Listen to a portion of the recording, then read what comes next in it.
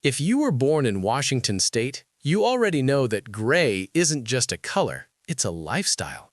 Nobody tells you what it's really like to grow up under a perpetual ceiling of clouds, but if you know, you know.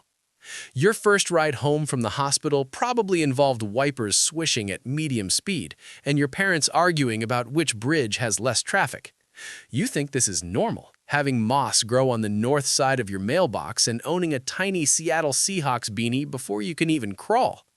You don't realize it yet, but you're being raised to embrace the mist. The air always smells like damp cedar and saltwater, a scent that gets deep into your lungs and stays there forever. You swear the sun is a myth until July 5th finally rolls around. You're just a kid, but you already understand that rain isn't a reason to stay inside. It's just the background music to your life, and that's when things start to change. You already remember standing at the edge of the driveway, breath fogging up in the chill, watching for those blurry yellow headlights to pierce through the mist. The school bus smells like wet wool and floor wax, and you're wearing layers because your mom thinks the big one earthquake might hit while you're in math class. You think school matters, but it's really about surviving the playground when the wood chips are soaked and your sneakers are ruined by third period. You spend all winter praying for a snow day, staring at the local news ticker. But in Washington, 2 inches of slush shuts down the whole county and turns every hill into a disaster zone.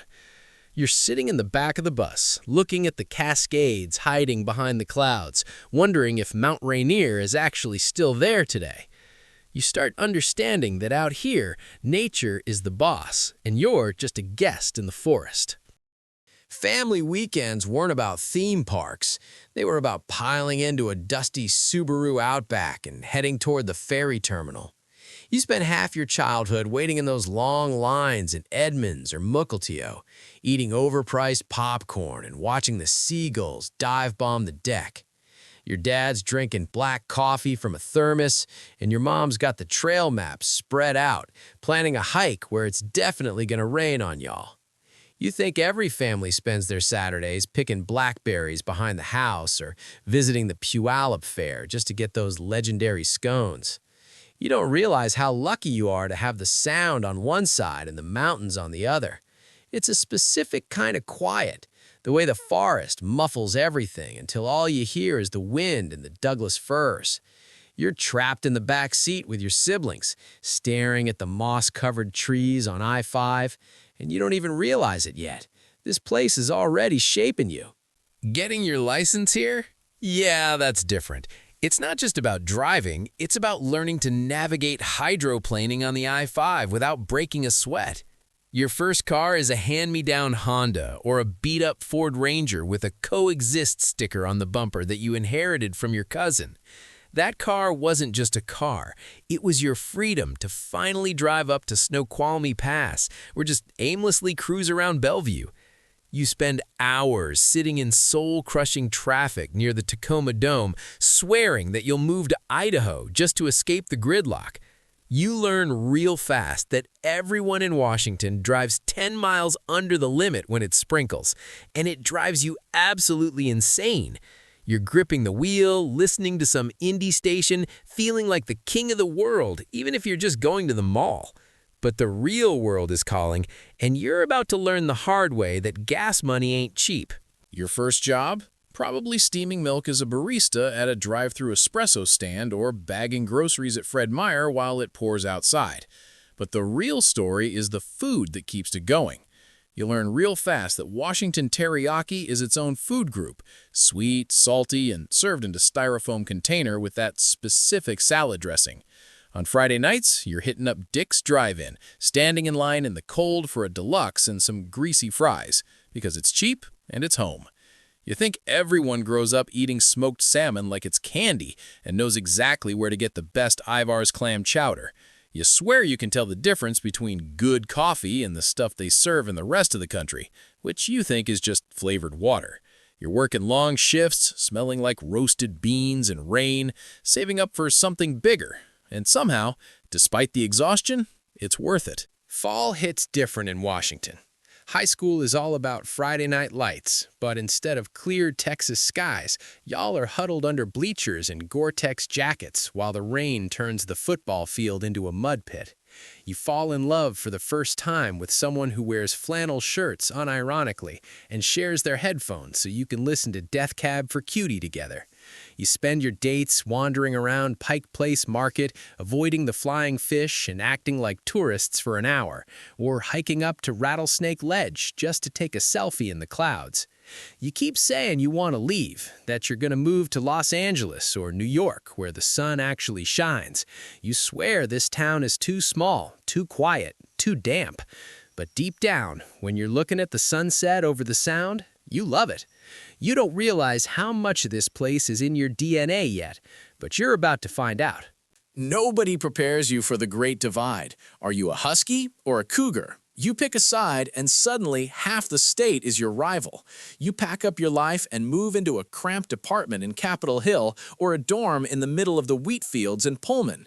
You're living on ramen and Starbucks, trying to figure out how to be an adult while navigating the Seattle freeze, that weird phenomenon where everyone is polite but nobody wants to be your actual friend. You spend your 20s hopping between tech startups or working in a lab, wondering if you'll ever be able to afford a house that isn't a teardown for $1 million.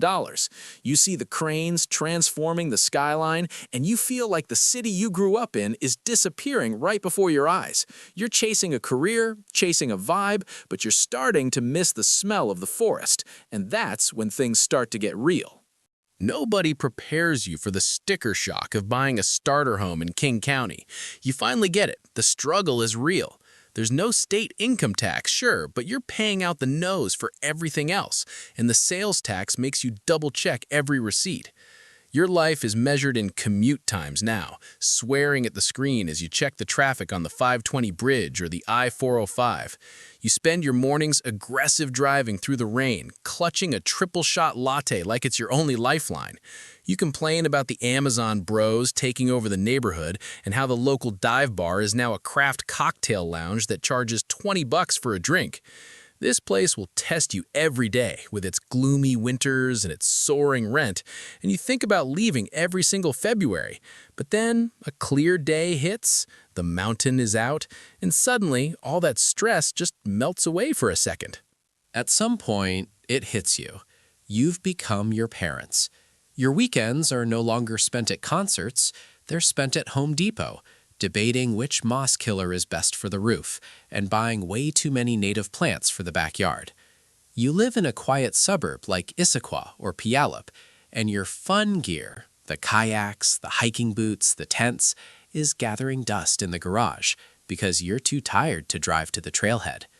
You spend your evenings watching the rain hit the window, thinking about all the things you need to fix. You've got a routine, the Tuesday grocery run at Safeway, the local brewery on Fridays, and the constant battle against the blackberry bushes invading your fence. You spent your whole life complaining about the gloom and the pace of life here, but you've built a sanctuary in the middle of the trees. You're finally settled, but there's still that lingering feeling of the wild just outside your door. You spent your whole life complaining about the rain, the traffic, and the gray skies. But the second you leave, you miss it. You miss the way the fog clings to the trees in the morning. You miss the first bite of a crisp Rainier cherry and the sound of the ferry horn echoing across the water.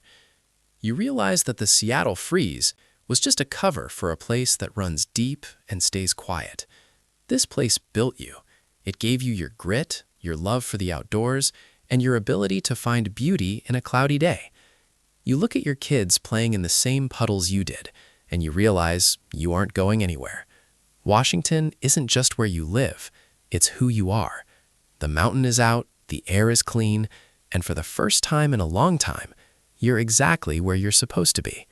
This is home, and it's always been enough.